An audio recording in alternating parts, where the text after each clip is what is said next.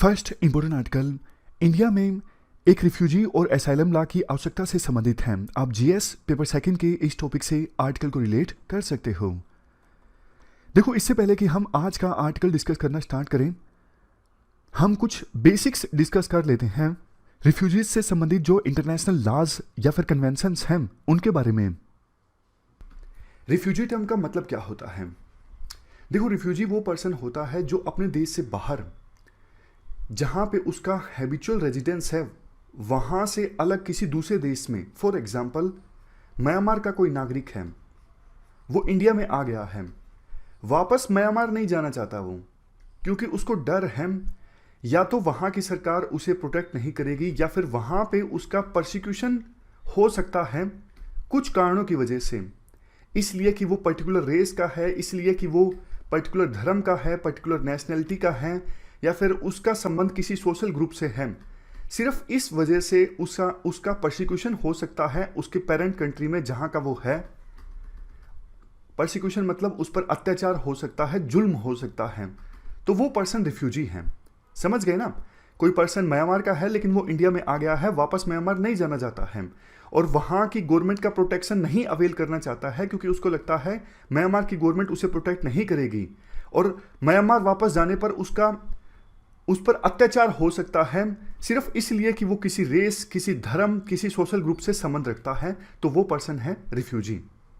इसके बाद देखो, एक प्रिंसिपल के बारे में हम जानते हैं जिसका नाम है प्रिंसिपल ऑफ रिफॉल्वमेंट।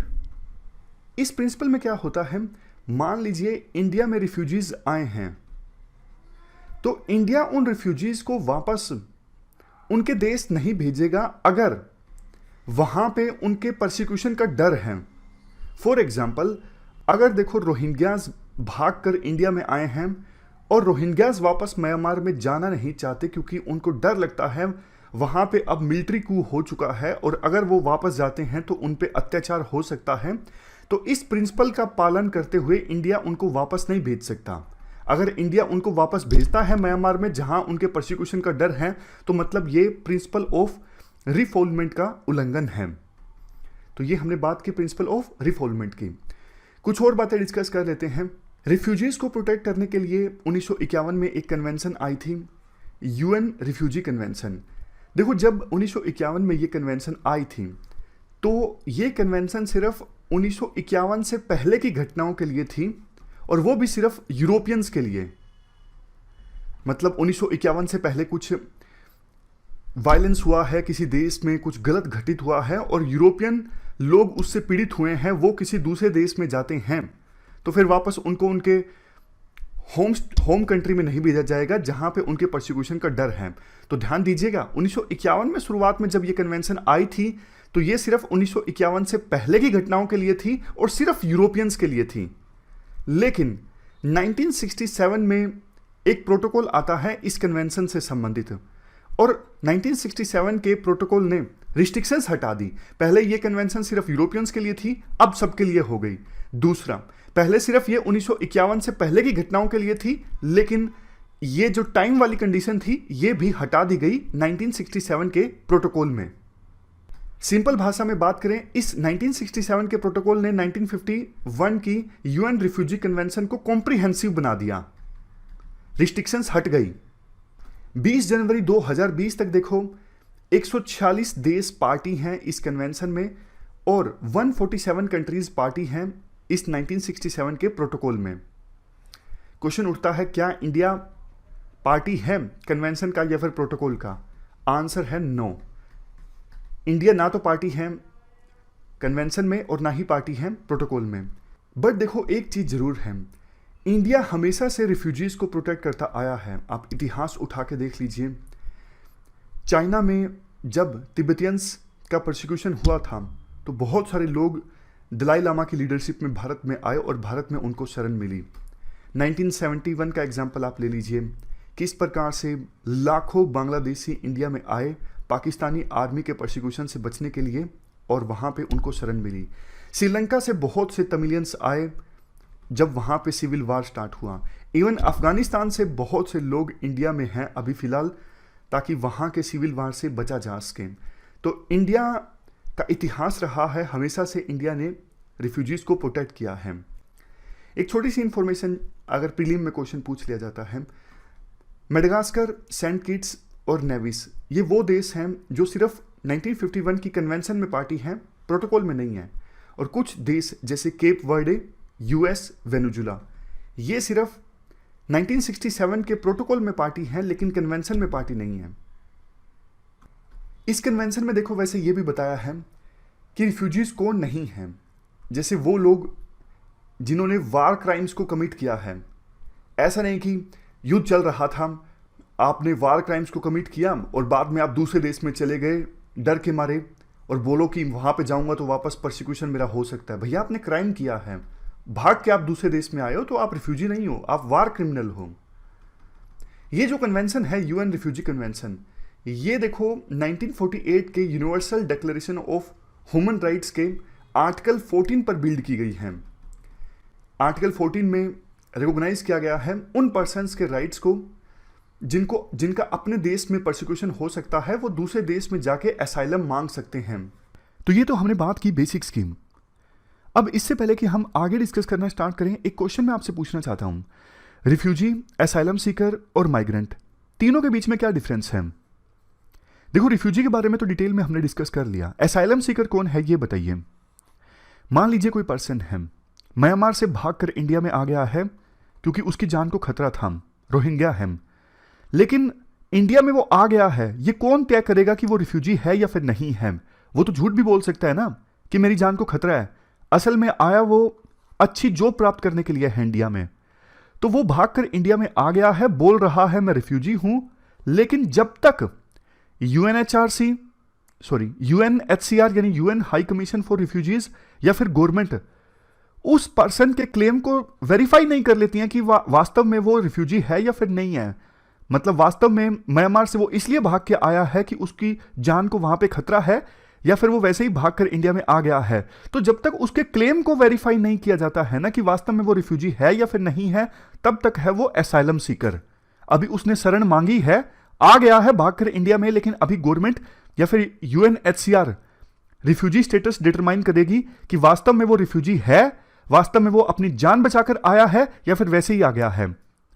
समझ गए? असाइलम सीकर मतलब रिफ्यूजी स्टेटस जब तक एक्नॉलेज नहीं किया गया है उससे पहले का जो स्टेटस है वो है असाइलम सीकर। उसके बाद माइग्रेंट कौन है? माइग्रेंट जैसे देखो बांग्लादेश से कोई पर्सन भागकर इंडिया में आ गया है, उसकी जान को वहां पे कोई खतरा नहीं है, लेकिन उसे लगा कि इंडिया में जाके जॉब करूंगा तो ज्यादा पैसा मिलेगा, तो इस प्रकार से कोई इंडिया में आएगा, फिर वो रिफ्यूजी नहीं है, क्योंकि वो तो जॉब के चक्कर में या फिर बेहतर लिविंग स्टैंडर्ड्स को एंजॉय करने के लिए इंडिया में आया है, तो वो माइग्रेंट है, वो रिफ्यूजी नहीं है। तो ये डिफरेंस है, अब आपको पता लग गया होगा। कंटेक्स्ट की बात करें, शशि थरूर जो कांग्रेस के एमपी है जिन्होंने ये आर्टिकल लिखा है, उन्होंने कहा कि मैंने इस महीने एक प्राइवेट मेंबर बिल लोकसभा में इंट्रोड्यूस किया रिफ्यूजी और असाइलम लॉ इनेक्ट करने के लिए। हमारे देश में अभी देखो कोई रिफ्यूजी या फिर असाइलम लॉ नहीं है, तो जब कोई असाइलम मांगता है इंडिया में, सरकार एडोक बेसिस पे यानी केस बाय केस बेसिस पे डिफाइन करती है कि हमें इसे असाइलम देना है या फिर नहीं देना है।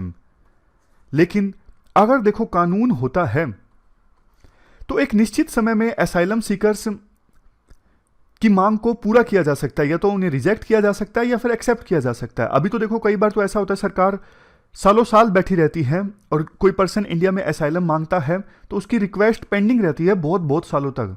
लेकिन अगर कानून बन जाता है तो फिर सरकार के पास ना ज्यादा डिस्क्रिशन खत्म हो जाएगी, एक निश्चित टाइम फ्रेम के अंदर जो रिक्वेस्ट है असाइलम मांगने की उसका जवाब देना होगा, और क्राइटेरिया भी कानून में डिफाइन होगा कब कब असाइलम दिया जा सकता है, किन कंडीशंस में नहीं दिया जा सकता है। इसीलिए शशि थरूर ने कहा कि हमारे देश में रिफ्यूजी और असाइलम लॉ की आवश्यकता है, इसलिए मैंने प्राइवेट मेंबर बिल लोकसभा में इंट्रोड्यूस किया ताकि इस पर कानून बनाया जा सके। ऑफकोर्स सरकार नहीं बनाएगी, प्राइवेट मेंबर बिल हमारे देश में रेयरली पास होते हैं। अच्छा, एक क्वेश्चन का आंसर दोगे आप? ये क्वेश्चन देखिए प्राइवेट मेंबर बिल से संबंधित दो स्टेटमेंट्स हैं आपके सामने, प्री का क्वेश्चन है। प्राइवेट मेंबर बिल प्रेजेंट किया जाता है उस मेंबर ऑफ पार्लियामेंट के द्वारा जो इलेक्टेड नहीं है बल्कि प्रेसिडेंट के द्वारा नॉमिनेट किया गया है। दूसरी स्टेटमेंट है, हाल ही में पहली बार पार्लियामेंट ऑफ इंडिया में एक प्राइवेट मेंबर बिल पास हुआ। ये पहली बार था इतिहास में कि पहली बार पार्लियामेंट में प्राइवेट मेंबर बिल पास हुआ। ये दोनों स्टेटमेंट्स हैं, बताइए कौन सी सही कौन सी गलत। ये 2017 में यूपीएससी ने पूछा था। देखो फर्स्ट स्टेटमेंट तो गलत है, क्योंकि अभी हम जिस प्राइवेट मेंबर बिल का जिक्र कर रहे हैं ये तो शशि थरूर ने इंट्रोड्यूस किया है ना। शशि थरूर तो इलेक्टेड एमपी हैं, कहां से, त्रिवेंद्रम से। तो फर्स्ट स्टेटमेंट जिसमें यह कहा गया ये सिर्फ प्रेसिडेंट के द्वारा नॉमिनेटेड एमपीज के द्वारा इंट्रोड्यूस किया जा सकता है, गलत हो जाती है। इस प्रकार से आप अगर देखो करंट को स्टैटिक से रिलेट करते हो ना, बहुत याद रहता है, चीजें दिमाग में छप जाती हैं। तो प्राइवेट मेंबर बिल देखो किसी भी एमपी के द्वारा पार्लियामेंट में इंट्रोड्यूस किया जा सकता है अदर देन मिनिस्टर्स। अब दूसरी स्टेटमेंट देखिए, हाल ही में प्राइवेट मेंबर बिल पास हुआ, ये पार्लियामेंट में पहली बार था। ये स्टेटमेंट भी गलत थी, क्योंकि देखो अभी तक पार्लियामेंट में ना 14 प्राइवेट मेंबर बिल पास हो चुके हैं। तो 2017 का ये क्वेश्चन है, तो उस समय भी बहुत सारे जो प्राइवेट मेंबर बिल्स थे वो पास हो चुके थे। तो दोनों स्टेटमेंट्स गलत थी। इस क्वेश्चन का आंसर था कोई भी सही नहीं है, नाइदर 1 नाइदर 2 यानी डी। अब फिर से मुद्दे की तरफ आते हैं। हमारा मुद्दा था रिफ्यूजी लॉज बनाने का।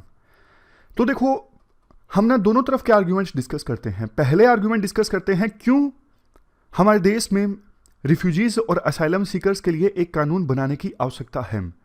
पहला आर्ग्यूमेंट तो देखो यही हो जाता है कि कानून नहीं है ना, तो फिर कोई भी पर्सन हमारे देश में असाइलम मांगता है ना, तो ये हमारे जो पॉलिटिशियंस हैं, ब्यूरोक्रेट्स हैं, उनकी विम्स एंड फैंसीज पे डिपेंड हो जाता है कि उसे असाइलम दिया जाएगा या फिर नहीं दिया जाएगा। ब्यूरोक्रेट्स की मर्जी है, पॉलिटिशियंस की मर्जी है, जो करंट रूलिंग गवर्नमेंट है, किसको असाइलम दे या फिर ना दे। लेकिन अगर कानून बन गया तो देखो जैसा शुरुआत में भी मैंने आपको बताया, एक निश्चित टाइम फ्रेम के अंदर और एक पर्टिकुलर क्राइटेरिया को एनालाइज करके असाइलम सीकर्स को असाइलम देना पड़ेगा सरकार को। डिस्क्रिशन बहुत कम हो जाएगा। नेक्स्ट आर्ग्यूमेंट ये है कानून बनाने के पीछे, हमारा देखो पास्ट रिकॉर्ड बहुत अच्छा रहा है। हमने अलग अलग कम्युनिटीज़ के लोगों को असाइलम दिया है हमारे देश में, चाहे वो जूइश लोग हों, रोमन्स हों, श्रीलंकन तमिल्स हों, नेपाली हों, अफगान हों, रोहिंग्या हों, तिब्बतियंस हों, बांग्लादेशी हों, इन सबको हमने पास्ट में असाइलम दिया है। तो फिर अब हम हमारे कदम क्यों पीछे खींच रहे हैं? अगर असाइलम से संबंधित कानून अगर बनता है तो ना सिर्फ उनको असाइलम मिलेगा, बल्कि कानून में यह भी मेंशन किया जाएगा कि रिफ्यूजीज को हमारे देश में कौन कौन सी बेसिक सर्विसेज मिलेंगी, मतलब रिफ्यूजीज कौन सी बेसिक पब्लिक सर्विसेज को एक्सेस कर सकते हैं, उन्हें जॉब्स और लाइवलीहुड अपॉर्चुनिटीज मिलेगी। तो ये प्रोविजंस भी उस कॉम्प्रिहेंसिव असाइलम और रिफ्यूजी से संबंधित कानून में किए जा सकते हैं। वैसे देखो अभी हमारे देश में काफ़ी सारे कानून हैं तो सही रिफ्यूजीज और असाइलम सीकर से डील करने के लिए, जैसे foreigner act 1946, registration of foreigner act 1939, passport act 1967, extradition act 1962, citizenship act 1955। उसके बाद इसको अमेंड भी किया गया 2019 में, जो सिटीजनशिप अमेंडमेंट एक्ट, जिस पे बहुत बड़ी कंट्रोवर्सी पैदा हुई, फॉरेनर ऑर्डर 1948। ये सब ना सभी फॉरेन इंडिविजुअल्स को एलियन कहते हैं, बट एज सच रिफ्यूजीज और असाइलम्स के लिए कोई कॉम्प्रिहेंसिव और यूनिफॉर्म कानून नहीं है। इसके बाद नेक्स्ट आर्ग्यूमेंट यह दिया जा सकता है कि इंडिया को एक नेशनल असाइलम लॉ बनाने की आवश्यकता है, जो शशि थरूर कहते हैं मैं कई सालों से डिमांड कर रहा हूं। हमारे देश में अभी 2 लाख रिफ्यूजीज हैं, लेकिन उनकी मैनेजमेंट ठीक से नहीं हो रही है। अगर इंडिया एक अच्छा असाइलम लॉ बनाता है तो वर्ल्ड में इंडिया अपने आप को एक अच्छा डेमोक्रेटिक लीडर के तौर पे साबित करेगा। इंडिया जो अपनी कमिटमेंट है ह्यूमैनिटेरियन और डेमोक्रेटिक वैल्यूज़ के प्रति, उसको साबित कर सकेगा एक अच्छा सा नेशनल असाइलम लॉ बनाकर। राइटर ये भी बोलते हैं देखो इंटरनेशनल कन्वेंशन के अनुसार अगर हम कानून बनाएंगे ना, तो हमें ऐसी कोई चीज़ को फुलफिल नहीं करना है जो हम वॉलंटरी नहीं कर रहे हैं। वैसे भी पास्ट रिकॉर्ड अगर हमारा देखें तो हमने बहुत सारी चीज़ें वॉलंटरी की हैं इंटरनेशनल कन्वेंशंस के हिसाब से। अगर उसे कानून की शक्ल दे देंगे तो फिर क्या जा रहा है। इवन हमारी जुडिशरी ने भी 1996 में एक वर्डिक्ट दिया था। वर्डिक्ट ये था सारे ह्यूमन बींग्स जो अभी इंडिया में रह रहे हैं, चाहे उनकी कोई भी नेशनलिटी हो, उनको प्रोटेक्ट करना स्टेट की जिम्मेदारी है, क्योंकि संविधान के आर्टिकल 14, 20, 21 के अंतर्गत उनको भी फंडामेंटल राइट्स मिले हुए हैं। ये जो फंडामेंटल राइट्स है ना, ये सिर्फ इंडियन सिटीजन्स के लिए नहीं है, वो सभी लोग जो इंडिया में रह रहे हैं उनके लिए हैं। ये केस क्या था? केस ये था, चकमा रिफ्यूजीज जो अरुणाचल प्रदेश में एंटर कर गए थे 1995 में, उनको फोर्सफुली एविक्ट किया जा रहा था। मामला पहुंचा था सुप्रीम कोर्ट में। तो सुप्रीम कोर्ट ने कहा था जब तक इन चकमा रिफ्यूजीज की असाइलम संबंधित एप्लीकेशन का फैसला नहीं हो जाता है तब तक स्टेट इनको फोर्स की सहायता से एविक्ट नहीं कर सकता। अभी देखो, अलग अलग जो असाइलम या फिर रिफ्यूजीज के मामले हैं ना, सुप्रीम कोर्ट में जाते हैं, अलग अलग जज की विचारधारा अलग अलग होती है, वो अलग अलग फैसला देते हैं। लेकिन अगर एक कानून होगा ना रिफ्यूजीज और असाइलम सीकर से संबंधित, तो जज भी इस प्रकार से अलग अलग स्टैंड नहीं ले सकेंगे, उनको कानून के हिसाब से स्टैंड लेना पड़ेगा। लास्ट आर्ग्यूमेंट ये है, देखो जो रिफ्यूजीज की प्रॉब्लम है ना वर्ल्ड वाइड, इस प्रॉब्लम को सोल्व करने के लिए ग्लोबल सॉलिडेरिटी और इंटरनेशनल कोऑपरेशन चाहिए। तो इंडिया लीड ले सकता है इस मामले में, असाइलम से संबंधित कानून बनाकर। ऐसा अगर इंडिया करता है तो डेमोक्रेसी के जो हाईएस्ट स्टैंडर्ड्स हैं इंडिया के, उन्हें इंडिया प्रूव कर सकेगा। अब देखो खिलाफ में आर्गुमेंट्स डिस्कस करते हैं। ये सारे जो आर्गुमेंट्स हैं हमने पक्ष में डिस्कस किए। पहली बात, अगर देखो इंडिया कानून बना देता है तो इंडिया के पास डिसाइड करने की जो विंडो है ना, अपने नेशनल इंटरेस्ट में, कई बार देखो किसी रिफ्यूजी को असाइलम देना पड़ता है, किसी को नहीं देना पड़ता है। मान लीजिए किसी को दे दिया तो वो देश हमसे नाराज हो जाए, बहुत ज़्यादा टेंशन्स हो जाएं दोनों देशों के रिश्तों में, तो बहुत सारी चीज़ें देखनी पड़ती हैं असाइलम देने से पहले। अगर कानून बन गया तो फिर सरकार के हाथ बंद जाएंगे, सरकार फिर नेशनल इंटरेस्ट में फैसला नहीं ले सकेगी। नेक्स्ट, अगर देखो ज़्यादा रिफ्यूजीज इंडिया में आते हैं तो आइडेंटिटी क्राइसिस पैदा हो सकते हैं। जैसे असम में कुछ लोगों की शिकायत है, बांग्लादेशी रिफ्यूजीज की वजह से लोकल जो कल्चर है वो खतरे में है। नेक्स्ट, एक बार रिफ्यूजीज इंडिया में आ गए तो बाद में उन्हें आइडेंटिफाई करना, वापस उनके देश में डिपोर्ट करना बहुत ज़्यादा मुश्किल है। इंडिया देखो इतना बड़ा है, Haryana, Kerala, Telangana, UTs like Jammu and Kashmir, Delhi, कहाँ कहाँ पर जैसे अगर रिफ्यूजीज जो हैं वो सेटल डाउन हो गए हैं तो वापस उनको कैसे भेजेगी सरकार। नेक्स्ट, जॉब्स देखो वैसे ही हमारे देश में कम हैं, रोजगार के अवसर इतने हैं नहीं, अनएम्प्लॉयमेंट रेट काफ़ी ज़्यादा है। तो ऐसी सिचुएशन में ज़्यादा रिफ्यूजीज आएंगे तो ज़्यादा economic burden. Next, illegal voting का भी खतरा रहता है अगर ज़्यादा रिफ्यूजीज इंडिया में आएंगे। और सबसे लास्ट में इंपॉर्टेंट, टेररिज्म।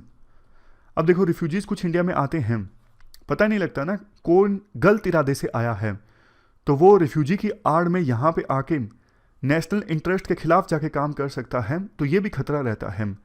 तो ये हमने रिफ्यूजीज पर कानून बनना चाहिए नहीं बनना चाहिए, दोनों तरफ के आर्गुमेंट्स को डिस्कस किया। चलते हैं आगे।